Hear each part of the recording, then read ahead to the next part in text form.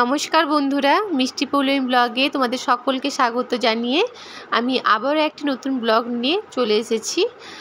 আশা করছি তোমরা সকলে খুব ভালো আছো, আমিও খুব ভালো আছি। আজকে হচ্ছে বুধবার, এখন 8:30 মতন বাজে, আর আমার সকালে চা খাওয়া কমপ্লিট হয়ে গেছে। আর মামামও স্কুলে চলে গেছে, মামামের বাবাও কাজে চলে গেছে। আর বাবার জন্য সকালে রুটি কটা করে দিয়েছিলাম। আর তারপরে দেখো আমি এখন উনানটাকে ভালো করে নিকিয়ে নেব। উনানের পাশে আরও ছাই ছিল, ওইগুলোকে সব ফেলে দিয়ে এলাম। আর তারপরে ভালো করে উনানটা, রান্নাঘরটা পুরোটাই নিকিয়ে নেব আজকে। তো উনানটা ভালো করে আমি নিকিয়ে নিচ্ছি এখন। আর সকালে আমার সমস্ত বাসি কাজ কমপ্লিট হয়ে গেছে, শুধু এই উনানটা নিকিয়ে নিয়েই তারপরে আমি স্নান করতে ঢুকে যাব। কয়েকটা কাপড় রয়েছে যেগুলো কাচতে হবে, তো সেগুলো কেচে নেব আগে, তারপরে স্নান করে নেব। আর আমার ঠামা বলতেন যে রান্নাঘর হচ্ছে লক্ষ্মী, তো রান্নাঘরকে যত পরিষ্কার পরিচ্ছন্ন রাখা যায় ততই ভালো। তাই জন্য আমি সবসময় চেষ্টা করি ওই উনানের কাছে কেন বা গ্যাসের কাছেই বা কেন সবসময় পরিষ্কার পরিচ্ছন্ন রাখার। আর দেখো এদিকে আমি স্নান করে চলেও এসেছি, আর স্নান করে একটু ময়শ্চারাইজারও মেখে নিচ্ছি। আর আজকে প্রচণ্ড গরম পড়েছে, এতটাই গরম পড়েছে যে আমি উনানটা নিকিয়ে নেওয়ার পরে আগে তাড়াতাড়ি করে স্নান করতে ঢুকে গেছিলাম, আর প্রচণ্ড গরম করছিল। আর এখন 9:30 মতন বাজে, আমি স্নান করে চলে এসেছি। তো এখন ঠাকুর পুজো করে নেব, তারপরে মামামকে আনতে যেতে হবে। আমি প্রতিদিন ভাবি তোমাদের সঙ্গে সকাল থেকে পুরো ভিডিওটা শেয়ার করব, কিন্তু আসলে খুব সকাল থেকে ওঠার পরে আমি এতটাই ব্যস্ত থাকি যে আমি ভিডিও শ্যুট করার সময় পাই না, তাই তোমাদের সঙ্গে সকালের ভিডিওটা খুব একটা শেয়ার করা হয় না। আর কি বলো তো, মামামের স্কুল থাকে, তো তাই জন্য আমাকে আগে বাসি কাজগুলো কমপ্লিট করার পরে মামামের জন্য আমার টিফিন বানাতে হয়, মামামকে তৈরি করতে হয়, ও তো এখনও ছোটো, ওকে তৈরি আরও করতে হয়। তারপরে আবার মামামের বাবাও বেরোয় ওই সময়, মামামের বাবাকেও আবার খেতে আরও দিতে হয়, ওর সমস্ত কিছু গুছিয়ে দিতে হয়। তাই জন্য সকাল টাইমটা এতটাই ব্যস্ত থাকি যে আমি একটা মুহূর্ত সময় পাই না। তাও মাঝে মাঝে চেষ্টা করি ভিডিও শ্যুট করার অল্প অল্প করে। তবে আমি ভাবছি এবারে গরম পড়ে গেছে, তো আরও একটু ভোরে ওঠার চেষ্টা করব। আসলে রাতে অনেক রাত করে ঘুমোতে হয়, তো ভিডিও এডিটিং থাকে, ভিডিও এডিটিং করার পরে 12:30-1টার দিকে হয়তো ঘুমাই, তারপরে আবার এত সকালে উঠি, তাই জন্য একটু অসুবিধা হয়ে যায়। আর এখন দেখো আমি স্নান করে নিয়ে আগে তুলসী মঞ্চটা সুন্দর করে ধুয়ে নিলাম, তারপরে পুজো করব। আর পুজো আরও কমপ্লিট হয়ে গেছে, রান্নাও কমপ্লিট, রান্নাটা শেয়ার করিনি। তো আজকে আমাদের রান্না হয়ে গেছে। আর এখন হচ্ছে সন্ধ্যেবেলা, সন্ধ্যে 6:30 মতন বাজে এখন।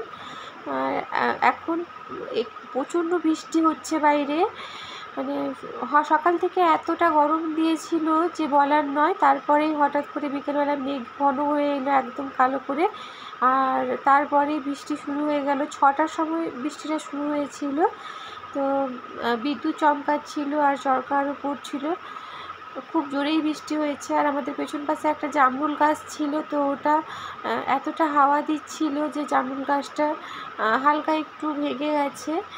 আর এখন ঘরে সবাই মা বলল যে একটু পেঁয়াজি করতে, তো খাবে সবাই একটু সন্ধ্যাবেলা চা দিয়ে মুড়ি দিয়ে, তাই জন্য বৃষ্টি হচ্ছে, ওয়েদারটাও ভালো, তাই জন্য বললো। আর আমি বললাম খুব ঠিক আছে। তবে কারেন্ট তো নেই, সন্ধ্যা থেকে পুরো বৃষ্টি হওয়ার সময় থেকে কারেন্ট চলে গেছিলো, আর চার্জার লাইট জ্বলছিল, তাতেই করছি আর কি। মামাম সেখানে দেখো এসে মামাম আমার কাছে দাঁড়িয়ে আছে। মামাম বলছে আমি হলুদ দেবো, আমি নুন দেবো, তাহলে মামামি হলুদ আরও দিচ্ছিল। আর এখন ওই পকোড়ার মতো করে নেবো, পেঁয়াজ আর ওতে একটু ডাল বাটা দিয়েছি যাতে একটু মুচমুচে হয়, ডালের বাটা দিয়েছি, আর পেঁয়াজ বেসন দিয়েছি, আর লবণ, হলুদ, লঙ্কা গুঁড়ো অল্প, কাঁচা লঙ্কা সমস্ত কিছু দিয়েছি। দেওয়ার পরে আর কালো জিরে অল্প দিয়েছিলাম। দেখো এরকম শুকনো শুকনো করে একদম মাখতে হবে, একদম জল দিলে হবে না। ওই পেঁয়াজের রস জল থেকে মানে পেঁয়াজ থেকে যতটুকু রস বেরাবে ততটুকুতেই হবে, আর জল দিলে কিন্তু অতটা ভালো হয় না। তাই জন্য একদম শক্ত শক্ত করে মেখে নিয়েছি। আর ছোটো ছোটো করে পেঁয়াজির আকারে কড়াইতে তেল ভালো করে গরম করার পরে দিয়ে দিলাম। এবার ডাল দেওয়ার কারণে খুব মুচমুচেও হয়েছিল আর খুব খেতে ভালোও হয়েছিল। তবে মিডিয়াম টু হাই ফ্লেমে এটা রান্নাটা করতে হবে, মানে লো আঁচেও করলে হবে না, খুব হাই আঁচে করলেও হবে না, কারণ খুব হাই আঁচে করলে ওগুলো পুড়ে যাবে কিন্তু ভেতর থেকে ভালোভাবে মচমচে হবে না। তাই জন্য মিডিয়াম টু হাই আঁচে করতে হবে। আর তোমাদের সাথে তো শেয়ার করেছিলাম যে কালকে আমি মেলায় গেছিলাম ওই মামামের বাবার সাথে। তবে কালকের মেলা যাওয়ার পরে আর ভিডিও শ্যুট তেমনভাবে করতে পারিনি। তবে আমার খুব ইচ্ছে ছিল যে মেলাটা তোমাদেরকে ঘুরে দেখানোর, কিন্তু হয়নি। আর মানে তেমন কিছু কেনাকাটাও করতে পারিনি।